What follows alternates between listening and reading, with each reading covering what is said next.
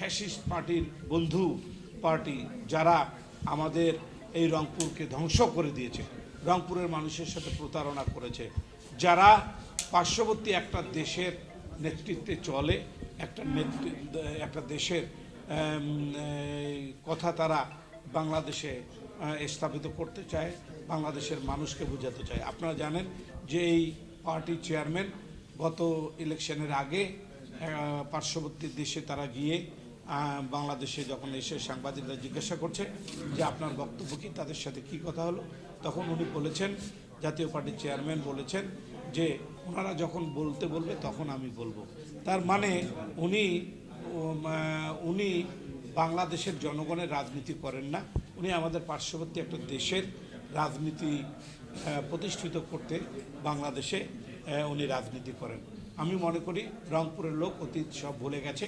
ইনশাল্লাহ আগামী জাতীয় সংসদ নির্বাচনে 12ই ফেব্রুয়ারি রংপুরের 95% মানুষ ধানের শীষের পক্ষে ভোট দিবে, ধানের শীষে সাথে থাকবে এবং আমাদের প্রিয় নেতা জনাব তারেক রহমানকে আগামী যে সরকার গঠন হবে ইনশাল্লাহ তারেক রহমান সেই সরকারের প্রধান হবে। এই জন্য জনগণ আজকে ঐক্যবদ্ধ হয়েছে, আমি এটা মনে করি। এই জন্য আমরা ধানের শীষকে নিয়ে রংপুরে এগিয়ে যাব। আপনারা প্রিয় সাংবাদিক যারা ভাইরা আছেন, আপনারা ধানের শীষকে সহযোগিতা করবেন রংপুরের উন্নয়নের স্বার্থে।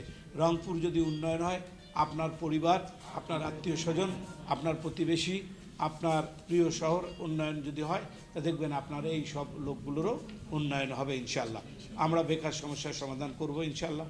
আমরা রংপুরে অন্যান্য যতগুলো সমস্যা আছে সেই সমস্যাগুলো সমাধান করব। যেমন রংপুরে যেভাবে যদি মাদক ব্যবসা করে বিভিন্ন সাইডে, আমি যদি জনগণের রায়ে নির্বাচিত হই, আল্লাহ যদি আমাকে নির্বাচিত করেন, রংপুর শহরে কোনো মাদক ব্যবসায়ী থাকতে পারবে না। হয় জেলে থাকতে হবে, নাহলে মাদক ব্যবসা তাদেরকে ছেড়ে দিতে হবে ইনশাল্লাহ। বক্তব্য বেশি আমি আর বাড়াতে চাই না, আমি শুধু বলতে চাই যে আপনারা আমাদের সাথে থাকেন, ধানের শীষের সাথে থাকেন, তারেক রহমানের সাথে থাকেন।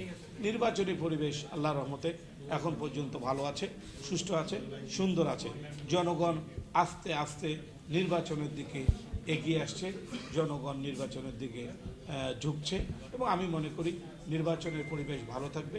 ভালো রাখাটা এটা রংপুরের প্রতিটি মানুষের দায়িত্ব।